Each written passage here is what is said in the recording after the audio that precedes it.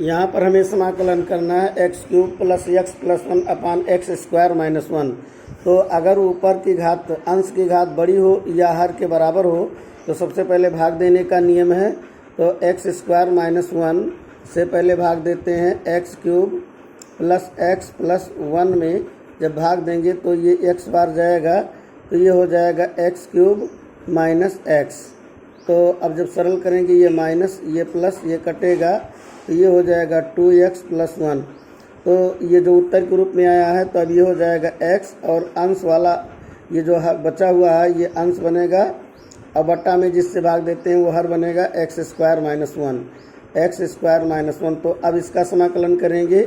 तो इसका समाकलन करने के लिए इसमें तो एक्स स्क्वायर अपान 2 इसका हो जाएगा प्लस ये 2x प्लस वन अपान इसका गुणनखंड एक्स स्क्वायर माइनस वन यानी इसका स्क्वायर करेंगे तो x माइनस वन और x प्लस वन। अब इसमें जो है इसका आंशिक भिन्नों से हम खोलेंगे यानी कि इसको हम समीकरण एक मान लेते हैं। तो अब जो है 2x plus one upon x minus one upon x plus one. इसका जब आंशिक भिन्न में खोलेंगे तो a upon x minus one plus b upon x plus one.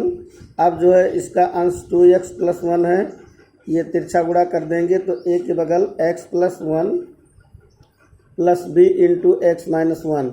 अब x प्लस वन को जीरो करेंगे तब जीरो करेंगे तो x क्या होगा माइनस वन।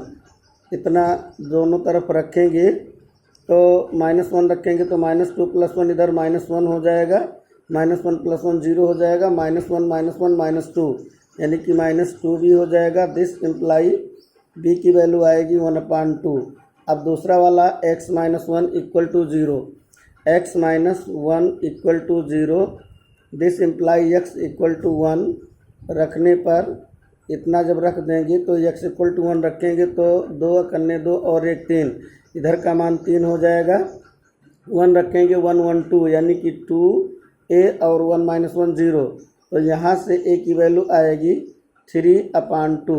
3/2 तो अब जब ये मान हो जाएगा ये समाकलन क्या होगा 2x plus one upon x minus one और दूसरे ब्रैकेट में कितना है x प्लस वन और a की वैल्यू कितनी आई है 3/2। तो इक्वल हो जाएगा 3/2 समाकलन dx upon x minus one plus b की वैल्यू कितनी आई है 1/2। तो यहाँ 1/2 रख देंगे। समाकलन dx अपान कितना रहेगा x प्लस वन।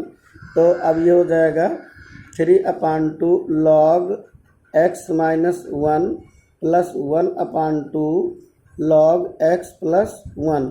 अब जो है ये दोनों मान ये समाकलन जो आया है दूसरे वाला इसका मान यहाँ रखेंगे तो टोटल समाकलन का मान हो जाएगा।